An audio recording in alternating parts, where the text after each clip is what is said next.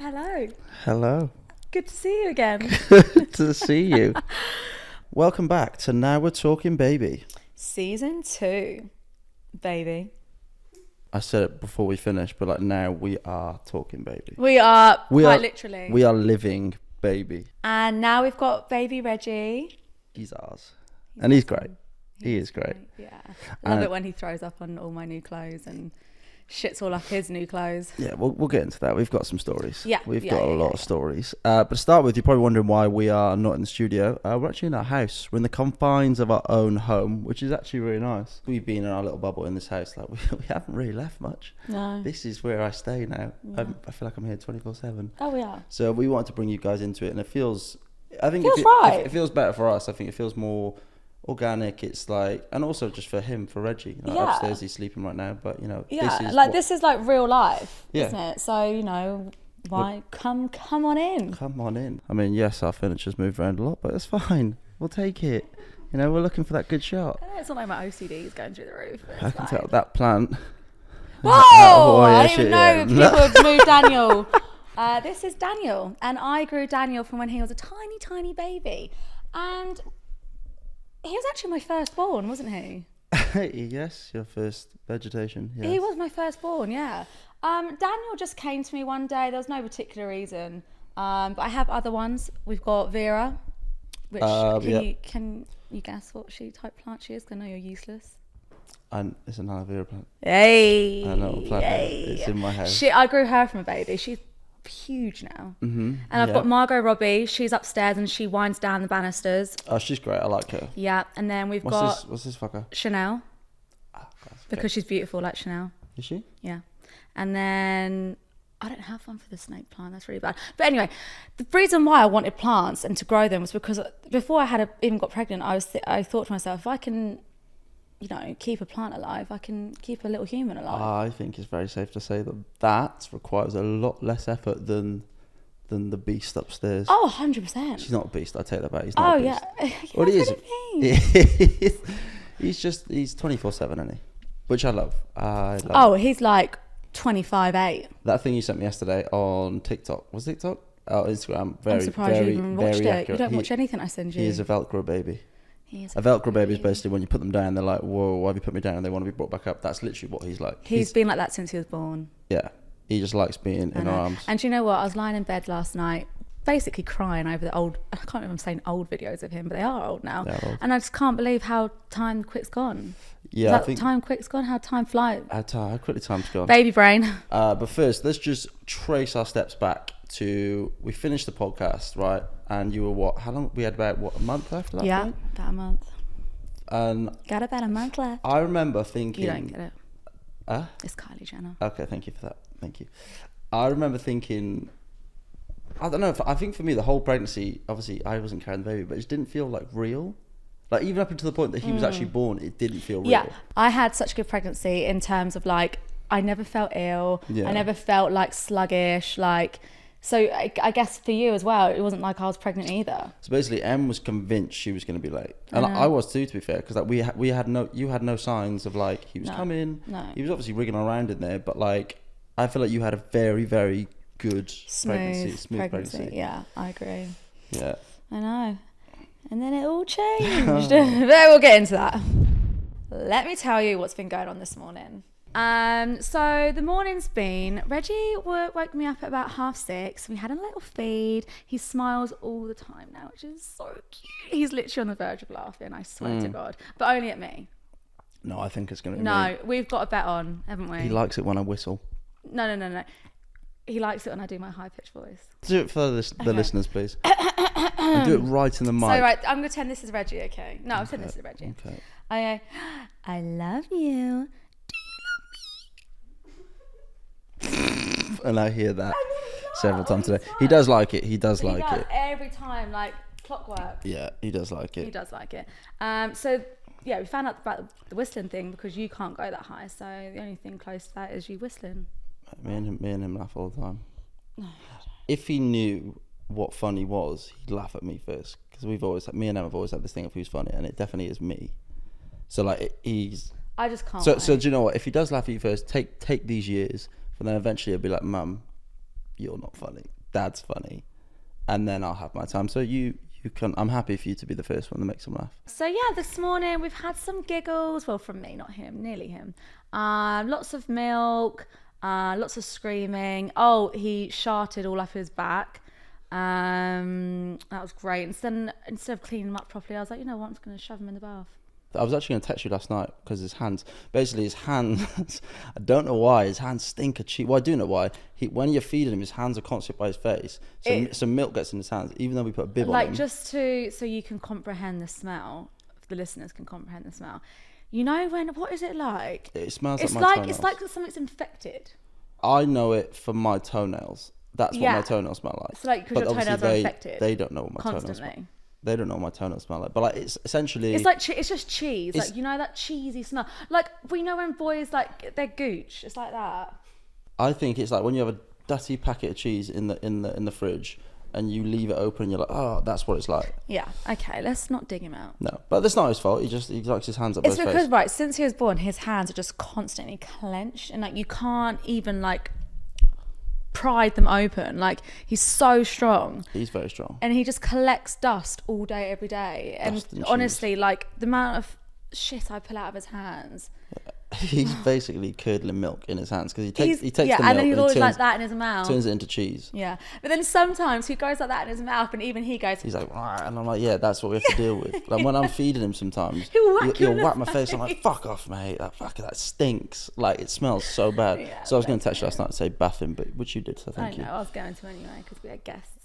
Yeah, so that's what I thought. I don't want everyone picking him up and be like, oh, your son smells. Know, bless him. Do you know what? My sleep last night was probably one of the better ones I've had recently. Yeah, you had a good one last night. I had a good one. You got more sleep than I did last night. Let's not. No. You got more. Yes, you did. Please, can we not make this? I had a rough night, okay? And you were there dozing away. What was it, 7.5 hours?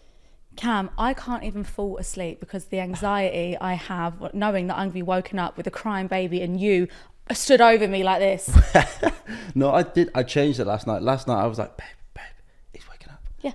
That was nice. Was that nice? Yeah. Thank you. And then I come and plonk him in. Yeah. You just deal with it. Like you deal with the lack of sleep. It's not even lack of sleep. Do you know what? It's you're right. I do deal with it because I don't moan like you do. Why are you so passive aggressive today? Sorry. You are. It's just because I don't moan like you do. Do you know what I mean? Like, even when you do something like around the house, like when you like clean something, you have to announce it to me. You know, you don't. I just do stuff and don't tell you. I like to announce it. I like to tell you everything. Yeah, I know. You're my best friend. And here you are sat across from me, digging me out. I'm just a tired guy, all right? I'm a tired guy. I got a lot on my plate. Got lots of things going on, okay? We're here to support each other, not attack each other. We're a team, all right? We are a team. I mean, we're a good team. You're actually a really good dad. Oh, fuck me. It's the first time you said it. No, it's fucking not. Say it again properly. Tell me why I'm a good dad. You're a really good dad. Tell me why. I want to hear why. Because you are so hands-on. Like, you just know him as much as I know him. Like, I don't know. I just fully trust you with him. Like, I know I have friends who've got kids and they're like, oh my God, I can't come out because I can't leave him with, you know, whoever the dad is. But I always say to friends, like, I have no qualms leaving him with you. Like, I know you look after him as good as I look after him. That's very sweet of you. Is it? Yeah, it is. Thanks. It's just the truth. No, I feel like I'm a good dad, but like I think it helps that I'm here a lot. But like a lot of dads only get like a certain amount of leave, so they only be with their kid for like a certain time, and then they go back to work. Whereas me, I can be here. Like yeah, 27. like you and him. That's what I was trying to say. You and him have bonded so much. Yeah. Like, yeah. But then I think I bonded with him from the start. Like I hear a lot of stories of like men being like, oh, I can't bond with my child until they start playing and interacting. Yeah, that's like my dad. But I think because I'm so emotional and sensitive, that was never going to be the case. Yeah, I was always going to bond with that with our child because. Yeah. I mean, there's been a couple of moments where you've got really frustrated because, you know, he won't stop crying or whatever. But I feel like that's normal. That's yeah. I mean, I haven't, but yeah. But normal for a guy anyway. Like, yeah. Thank you for telling me I'm a good dad, and I also think you're a very good mum. I always knew you were going to be a good mum, but like I was surprised at how mature. How did you know I was going to be a good mum? Because I feel like you've always wanted a kid. You've always told me you want a kid. You were great with Twix. You have this caring nature. You're actually very soft, even though you make out you're not. Like you want to look after vulnerable. Oh my God, that's what it is. Because you like me when I'm vulnerable. Twix was vulnerable because he's a dog. Reggie's vulnerable. You've Yeah. got a weird thing. I do, don't I? But anyway, I've got a vulnerability fetish. yeah, you have. You've got a vulnerability fetish. Oh my god.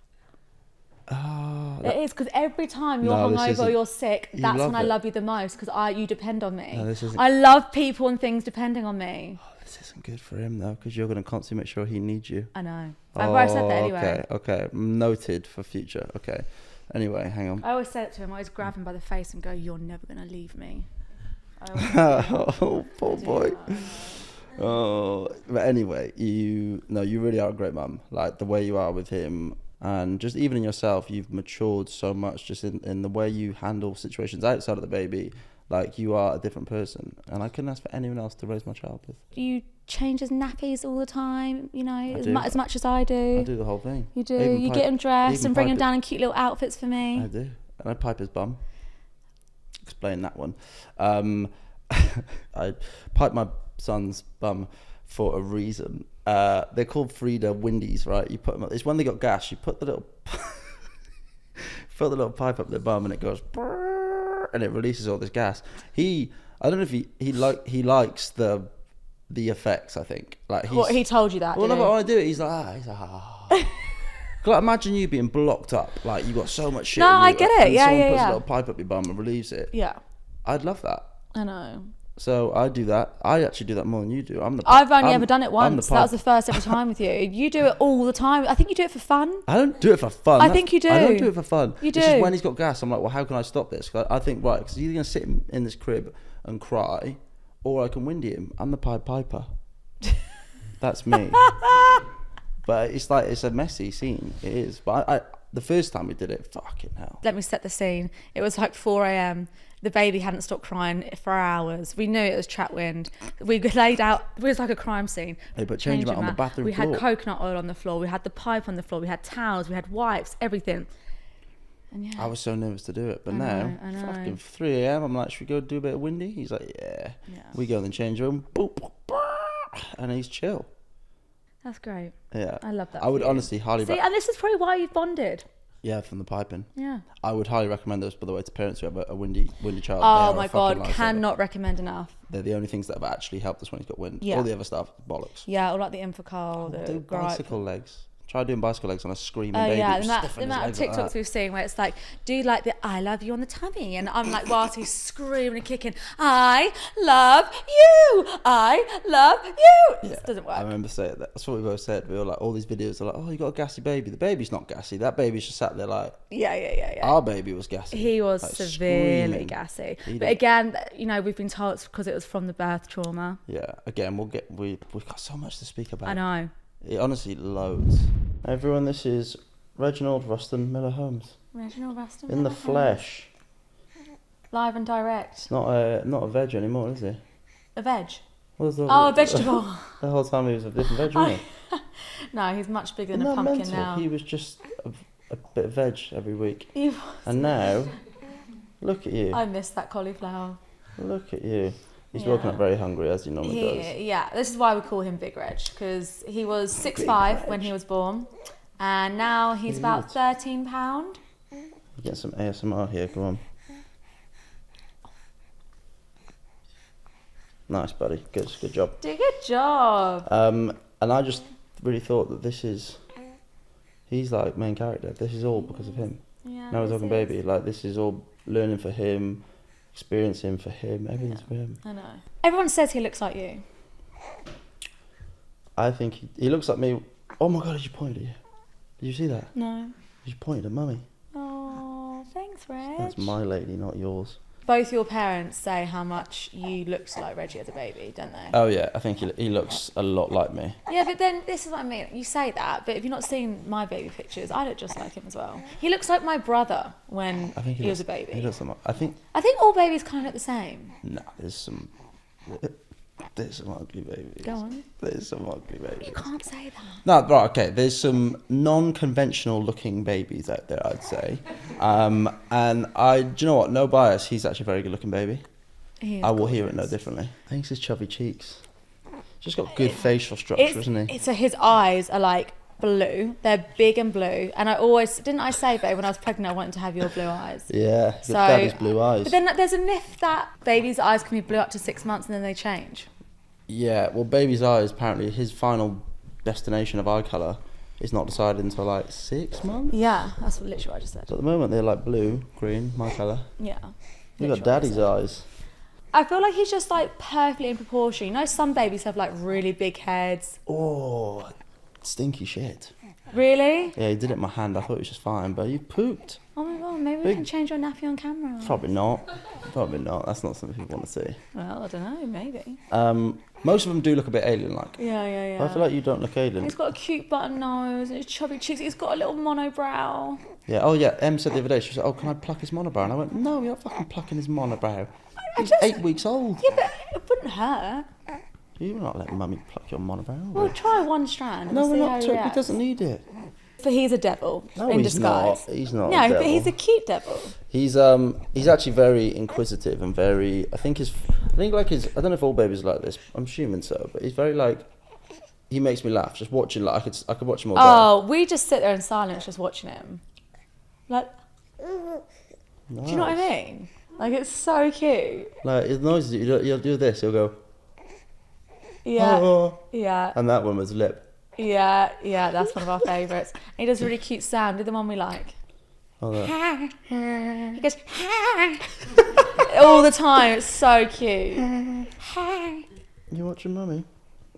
Yeah, he's a very, very cute baby. Okay, give him here now. Okay, you want to go over to... Go to your favourite. Come to your favourite. He's changed so much though since he first came out.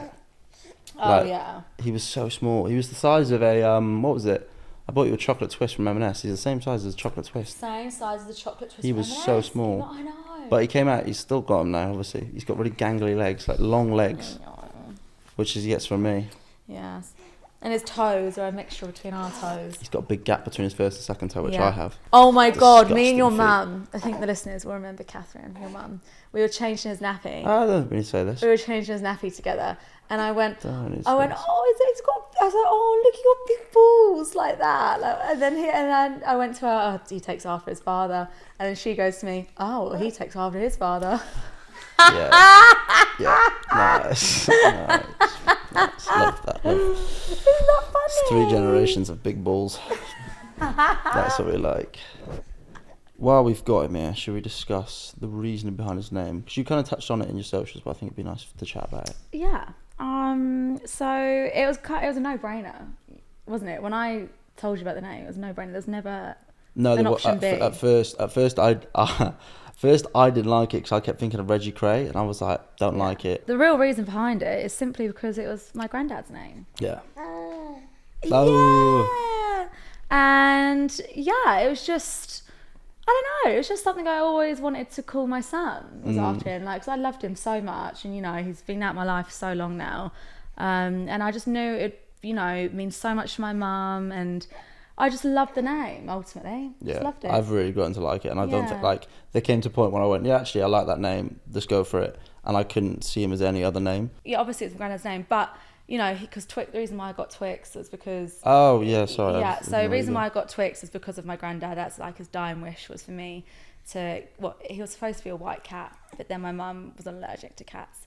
So then she was like, how about Chihuahua? So then we was online looking for ages for a Chihuahua, and then that's when we came across Twix, who was a rescue up for like £70.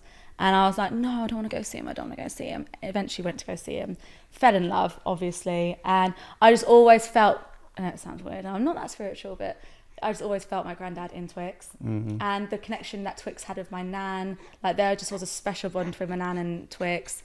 And then I just always knew that Twix was going to die at the same time my nan died, and they did.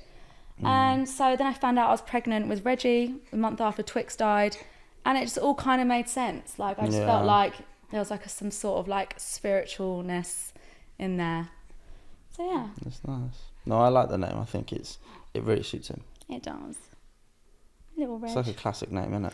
Exactly. And you can't argue with Reg. You know, there's some people that are like, oh, I hate that name, but you can't say you hate Everyone Reggie. we've It's told, so old school. Everyone we've told is like, I love that name. Yeah. So it's a good choice. we've shared a lot of our personal life on social media throughout the years. Yeah. And, you know, during the pregnancy and whatnot. But the one thing that I wanted to, you know, share with you guys from our podcast personally is the birth story. Is our birth story. Yeah. Because it wasn't as straightforward as I thought it was going to be. I mean, it was far from straightforward. No, it was. Yeah, it wasn't what you thought it was going to be. Yeah, it wasn't and what no either of us matter thought it was gonna all be. the doulas we had on the podcast, nothing could have prepared me for what happened. No. So, where to begin? Should we go from the start? Contractions started on a Tuesday evening. Like early Tuesday evening. We Yeah. just finished dinner, hadn't we? We had. Which was good, because that was the last time I ate. Yeah. We sat in that room, and we sat in the front room. Yeah. And you were like, "Oh, I think I'm getting contractions," and I was Yeah. like, "Fuck, okay." Yeah, but also to note is that I had never suffered and have never suffered with period pains. So like, because I'd heard, oh, you know, contractions when they first start, they feel like period pains, blah blah blah. But I didn't know. Like to me, it wasn't hurting. It was just like I could tell something was going on. Yeah. So yeah, started then, and I think we kind of sort of let it sit with it for a few hours. I got in the bath. I'd run you a bath. You ran me a bath. I got in the bath, and that's when they started really like getting intense. Yeah. That was when I packed my bag. Baby's bag was packed. Your bag was packed. I made sure that was all done. But I was like, I need a fucking bag. As well, like I'm sure you guys know, Cam is such like hot-headed, and I'm just like more laid back. So in my mind, I was like, we've got ages to go. Like, well, I'm not going anywhere just yet. You were like, I've got this probably gonna last a week. I was like, yeah, what? I don't know. This can't last a week. I know, because I just thought I wasn't ready to give birth yet, like because I had no signs. So Yeah. I did start the contraction timer. There's an app you can get on your phone. It's good at that. Yeah, so I was timing my contractions, and by this point there were like 5 minutes in between each contraction. So why did we go in? It's because my mucus plug went, didn't it? Yeah, horrendous name, by the way, mucus plug. It is She was like, oh, my mucus plug's gone. I was like, fucking rename that. There's no need to call it a mucus plug. Because that had gone and I was contracting, and my timer had said to go to the hospital. But I was like, I know what's going to happen. It's going to send us away because my waters haven't broken. Anyway, went to get checked out, and she confirmed that my waters hadn't broken, and to come back when my contractions were like 2 minutes apart and lasting for 60 seconds long. And that felt mental though, to be like, like from the get-go, Emma's like, I want to stay at home as long as possible. You're like, I don't want to be in hospital. I want to literally go when it feels right. You know, you're like, the last thing you want to do, because I didn't know this. If you go and you're not ready, they will just send you home. Yeah, of like, course. They're so over, you know, populated. Is that the word? Overpopulated? Overrun. Yeah. So like, if they can't just have women sat in beds for like hours just contracting, and they're waiting for you to be like, right, it's well, ready. we know from my ectopic pregnancy, as soon as they operated on, well, before they operated on me, we was in A&E for 48 hours, sleeping on chairs, and then as soon as they operated on me, boom, out. They didn't even give me my notes. Yeah, no. So yeah, anyway, it's no shock that they sent me home, is what I'm saying. So yeah, came back, and it was a pretty rough night. Didn't sleep at all. I was just timing my contractions because they were hurting at this point. They were intense. I knew you were in pain, and I did hear majority of the times you had them, I'd hear you kind of. Well, I was doing my breathing techniques. Yeah, that's what I mean. So, so I'd hear, but obviously I slept. You barely slept. No, I didn't sleep. And so yeah, eventually came down here to bounce on my ball. 'Cause I heard that gets things moving. So I was doing that, and it got to the point where I was bleeding a lot. Yeah. I was bleeding a lot, and again, me being me, I was just a bit like, you know, shoved it off. I was just a bit like, nah, it's fine. But then you noticed, and you were like, that is not normal. But then I was like, right, let's ring them, see what they say. And the nurse on the phone said, right, come in now. She So did. grabbed everything, grabbed my bag, baby's bag, your bag, got in the car and drove to the hospital again. By this point, yeah, I was a bit like, something's not right here. And when we were sat in that hospital waiting to get seen, that is when I was like, fuck, yeah, something's really not right. And I was still not emotional. And yeah, well, we sat there, I was crying, wasn't I? Even before we got seen, I was crying because I was like, I know something's wrong. And the nurse went to go see how dilated I was. And as she pulled her hand out, there was just so much blood, like congealed blood. And I looked at her and I went, that's not right, is it? And she went, no. So yeah, she went and got a doctor, and then immediately she said, you're going to be giving birth in 2 hours. Once she said that, I was like, okay, this is going to happen. Yeah, so, you know, it was like a mixture of emotions at this point, because I was shitting myself because of all this blood. But at the same time, hearing that I'll be giving birth in a couple of hours, I was like, oh my God, this is all I ever wanted, was to be in and out of hospital. Yeah. You know, a smooth birth. So she said, call whoever you want to be here. So you called my mum. Mm-hmm. And she was panicking. She was like, oh my God, I haven't even had a cup of tea. But, you know, so she came, and because of the bleeding, I had to be monitored 24/7, which means I had to have like a band around baby's heart and a band around, baby's heart and band around my heart. The blood wasn't meant to be there, essentially, and they were trying to figure out what that was while also monitoring Em and the baby, making sure everything was okay. So we actually got a separate room. From the very get-go, it wasn't the water birth that I wanted. Basically, Em's been chilled the entire pregnancy. Very, very chill, very laid back. And Em is a very laid back person. But I always knew, because I know you very well, that when that happened, and if anything did go wrong like it did, I knew that's when you would get very unsettled, because for you, everything's been clean, like smooth sailing. You wanted to go in there, water birth, bam, but then, right, we've gone to hospital, we're being told something's not right, and we're being taken to a special room for you to monitor. So again, you're already starting your journey. Alarm bells are going. Yeah, you're starting your journey not in the ideal way. It's not the birth you wanted. And I remember her saying, we said, oh, we were to go to the pool, and she was like, I don't think so. A few hours have gone by at this point. You know, I tried to go as long as I could without the gas and air, but it eventually caved in, and so it was, you know, inhaling that pretty damn good, but it wasn't really doing much, not gonna lie. Yeah, she turned to the nurse and she was like, I think it's run out, and the nurse was like, it's constant, it's unlimited, there's a big thing on the wall. She was like, that's impossible. And I was like, no, it's definitely run out. And she was like, you can't. She was like, unlimited supply. And I was like, well, it's not good, not good stuff. I did a little test, I was like, maybe it's bad. I did a test and I was like, fuck. Yeah. I was like, no, this is working. This is working. But it was obviously because I was in that much pain. Yeah. My birthing bag that Cam was so adamant about me doing didn't even see the light of day. Did not even see the light of day. I didn't even get anything out of that birthing bag. But that's okay. You know, you were trying to put housewives on for me. You know, it was trying to like soothe me and calm me.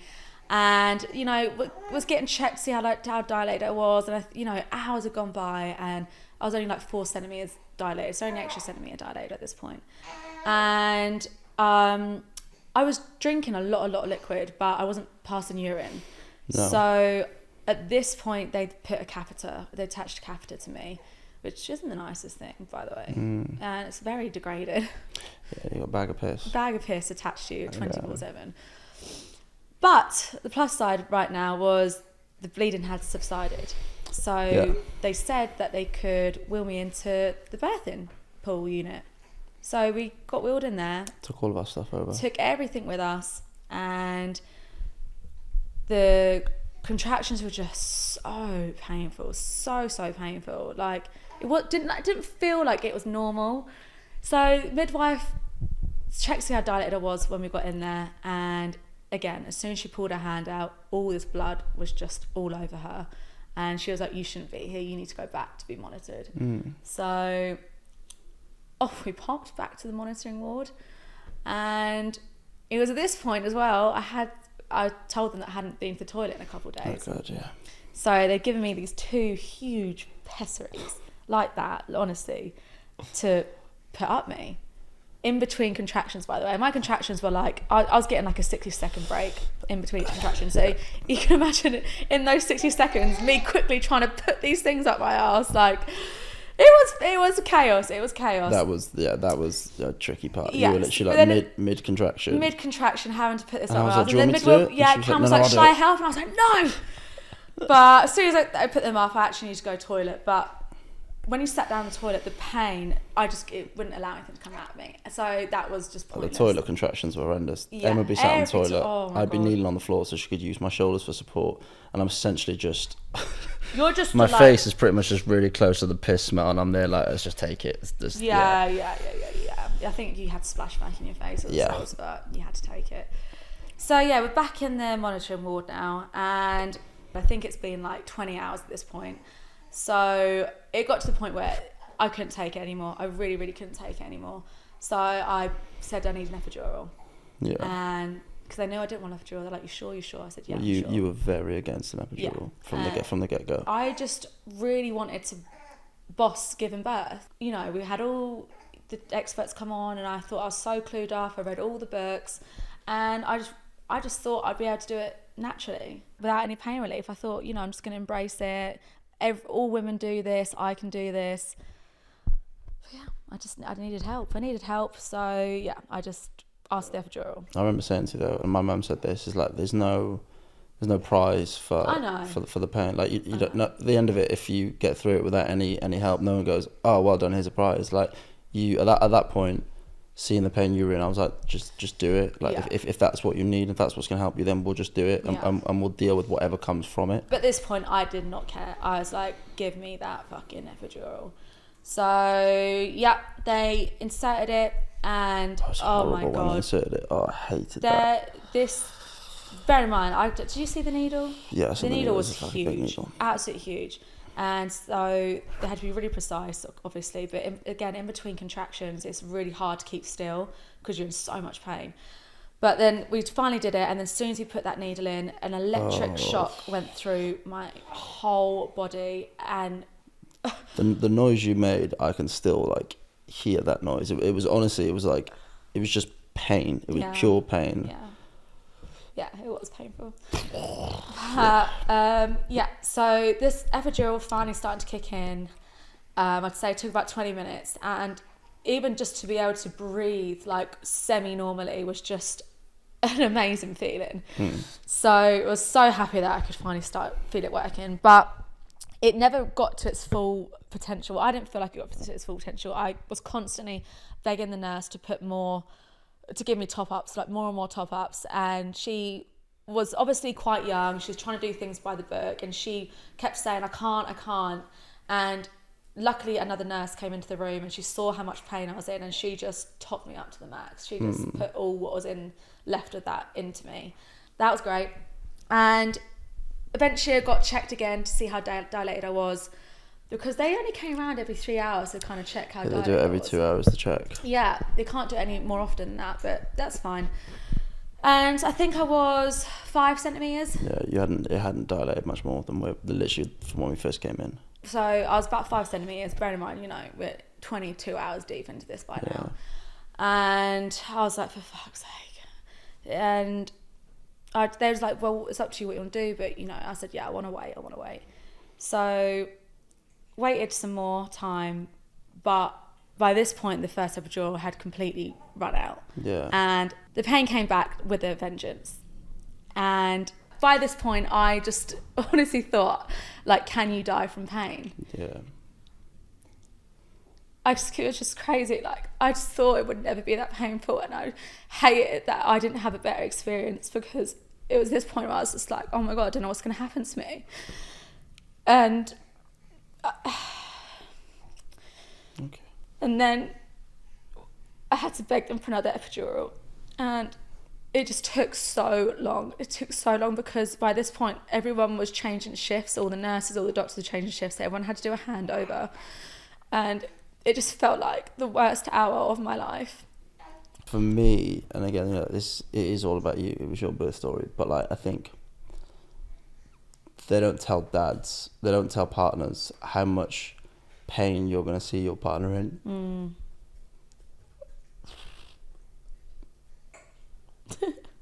And I think, like, I couldn't do anything. I would literally, if you'd asked me, I would have taken all that fucking pain and I would have had it for myself. But at the point, I couldn't do anything for you. And I remember looking at you and just be like, she's in so much pain and there's nothing I can do. And I knew, like, at this point, it wasn't even like we weren't guaranteed that everything was going to be okay. So I was like, I don't know what's going to happen. I don't know if she's going to be okay. I don't know if the baby's going to be okay. Okay. I know it's all about you, but they don't tell your partners, like, and this is me telling. It's like to prepare. This is me telling partners, telling dads, like, be prepared, because some are okay, but like, you have to watch the person you love, your best friend, go through so much fucking pain. There's nothing you can do. Like, all I could do was support you, and I like to think I did that as best as I could. You did. You were so good. I wasn't this emotional on the day. I was in the back. You were just trying to hold it together. Yeah, I was like, right, I need to be a rock for her. I need to be strong. I need to be supportive, because if she sees me panicking and wobbling, then she's gonna panic. Yeah. But I'd be literally like, it's okay, it's fine. And then I'd go out into the back corridor, ring my mum, and she'd bawl my eyes out, because I was like, I knew I could do it, and I was never ever gonna leave your side. But like, it's like, seeing you in that pain was just. So then, second epidural, They, you know, as I say, in between contractions, it's very difficult to find the time, get the timing right. But we did it. Same again, electric shock all throughout my body. But at this point, I didn't care. Like, but they also gave me they gave me an epidural. And they also gave me a spinal block just to make sure that I was completely numb this time. And boy, did it work! I was numb from head to toe. Couldn't feel a fucking thing. You were very chilled then. That was but then, oh my god, after so long of being in pain, like, and not thinking there was ever going to be an end to it, to finally just be like numb was just a relief. So they said, after they gave me the second withdrawal, they said, right, for definite, give it a couple more hours and you'll be ready to go. That's what they said, didn't they? They were, you'll be ready in a couple of hours. And I said, okay, great, I'll wait. They said, oh, just to give you a helping hand, because my waters still hadn't broken at this point. No. They give you a helping hand, we're going to break your waters. And I said, fine. And they literally got out what looked like my nan's knitting needle. Gave a little swish around, and apparently, poof, all the waters came up. But again, I couldn't even feel that. So, yeah. Waited 2 more hours. Pain-free, thank God. I think I was able to watch some Housewives at this point. You were able to eat. She hadn't eaten all day either, so I was like... I hadn't slept. Oh, I didn't have a little nap. You had a little nap on point. I remember looking over. Because I was exhausted. I was fucking exhausted. But at the same time, I was still clock watching. And so the nurse came back in. She checked to see how dilated I was. And it was at this point where she was like, I think we need to consider a plan B. Yeah. And obviously I knew what that meant. And which was everything I just didn't want. But to be fair, the whole day was everything I didn't want. So plan B was a cesarean. Well, she said we have 2 options, didn't she? She said we can wait. This was about 11. She was like, we can wait until 1 a.m. and see if you're more dilated. But she said we would then run the risk of a distressed baby or internal bleeding from you. Yeah. And because also by this point, she said that my cervix was extremely swollen. Yeah. And she could feel the baby's head. The baby's head was stuck in my birth canal. And she just said, you're getting very swollen, and I don't know how much distress leaving it a couple more hours is going to cause you or the baby. The minute I heard distressed baby or bleeding from you, because again, you hear horror stories, and I was just like... Oh, because as well, just to know, I was still bleeding. So, yeah, we asked if we could have some privacy, just so me and my mum and you could chat through it. And, yeah, we came to the decision that, you know, that was the best option. Yeah. The only option. That felt for me like the only option, because all I wanted was you, him, to be safe, and that's all I cared about at this point. Yeah. But and like I think like C-section it's scary, because they bring around a piece of paper that says all the possible kind of like side. Yeah, she read me my rights. It's like fuck. I had to sign my life away, you know, but I'd done all I could do. You did. I really did. Cam got changed into his scrubs. Yeah, that was fun. I enjoyed the scrubs. You enjoyed the scrubs. You look good in the scrubs. I did look good in the scrubs, didn't I? And yeah, got wheeled away into the theatre, and it doesn't end there, because that's when I had a panic attack. I'd say this was the worst part of the day for me. I've had loads of panic attacks, and I know what they're like, and I couldn't even imagine being in a situation you were having a panic attack. I was uncontrollably shaking. It was uncontrollable. It was horrible. And the doctors told me that I needed to calm down, because otherwise they can't cut me open. You were literally like both of her hands were shaking, her whole body was shaking. Yeah. I was scared, I was exhausted. It was just a mixture of everything. So Cam, you were literally my saviour, because you were literally going through these breathing techniques with me, getting me to calm down, and eventually, you know, got my breathing under control. But the doctor said I need to stop breathing so much, because they couldn't cut straight. And eventually 1:04 a.m. they announced a baby was born. Yeah. My whole concern was just you. And then I heard and then one of 4 babies been born. And like that moment, I wish I could relive that moment, even though everything you've been through, like just seeing him, this 9 yeah, talking about you, Reggie. This 9 months of like of not even feeling like it was real, and then all of a sudden from the screen I just see this little thing, our son, pop up. And I remember both of us just crying, in like, you must have been just like sleep deprived, it was a weird just like emotion, crying like uncontrollably. Honestly, I was actually in shock. Thinking back, I was in shock. I actually couldn't cry. When he laid on me, I couldn't cry. I was in such shock. I didn't even want to hold him, because I was shaking that much. I was like, no, I'm going to hurt him. And then, but the nurse was like, no, you're fine. So yeah, it was only eventually when all the strangers, all the doctors were gone and it was just me and you in that room with him, I was finally like, oh my fucking God. I remember saying to the doctor, I was like, can I touch it? And he was like, it's yours. Of course you can touch it. But I was like, okay. So then I knew you obviously wanted a bit of skin on skin with him. But you, again, Em was just, you were shaking and you were so nervous of having him because you thought you were going to hurt him. But he was fine. He literally, he stopped crying instantly. He latched on straight away, which I was pleased about. He did. Yeah. I think my favourite part of it was that he didn't cry for long. He cried for a little bit. And literally, I've got a video on my phone. The minute I start speaking, the first time I speak to him, and he kind of like just opens his eyes slightly, just stops crying. And I was like, that generally made me feel like he knows my voice and he knows me. I believe all of that happened for a reason in a way, because I remember the nurse turned to me, and I didn't tell you this till after on. She turned to me and said, thank God we did a C-section, because there was something with your cervix they couldn't understand. So if we had left it, I don't know what would have happened to the baby or you, which is a mental thought. I know. So I think everything we went through, you did for a reason, and you were honestly amazing. Like, to be able to deal with what you did is like, I have so much more admiration and appreciation for you and just women in general, because like men couldn't do that. They could not. I don't know how you dealt with it. Like the pain and just the mental side of it. Yeah. Like hats off to all women around the world, because I think it's an amazing thing, and it's well done guys. Like, it's my question for you. How quickly did you forget about all of that? I know we get emotional about it now, we speak about it, but straight away I feel like you kind of just switched off from that and you went straight to like mum mode. Like your just primitive nature kicked in. Yeah, you do. I've forgotten about it the very next day. Yeah. Really, because you got to be a mum for him. Yeah, you can't, you got to think about... it's not about me. No. It's about him now, and I come second, and that was my mentality. And thing is as well, I've got such a high pain threshold, so like that doesn't bother me. The pain didn't bother me. Yeah, it was painful, and you had to help me get up. I couldn't sit up on my own. I couldn't do most things on my own for like at least the first week. But yeah, you do just forget about the pain, and I know everyone says it, but it's so true. So everything you went through, was it all worth it for him? 100%. And you do it again? I'd do it in a heartbeat. I'm asking you to do it now. You can't keep wearing condoms. Yeah, we're going to wear condoms for a while. Right, so you've met Reggie. You've heard the birth story. Welcome to Now We're Talking Baby Season 2. I feel like I'm actually very excited for the season. I think the season's going to be a very good one, because now we're parents. There's no more naivety, no more bullshit. No. We know what, no more sugarcoating, no more naivety. Did you really say that? Yes. Oh, sorry. This is like baby brain. This is the honest truth of what it's like to raise a child. Yeah. And we've got a lot of stories. We had to like limit ourselves today, because we got so much to speak about. Yeah. All the little poo nightmares, everything he does, all the fun stuff about being a parent.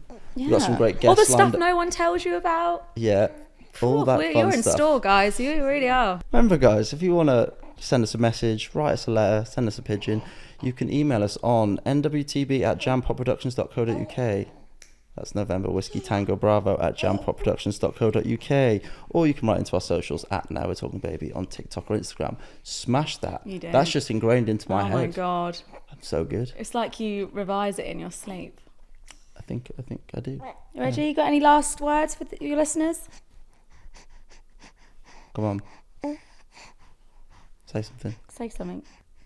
He's shy. He's shy. Right, that's a wrap. Let's put this baby to bed. Let's. Yeah. Okay, bye guys. Bye guys.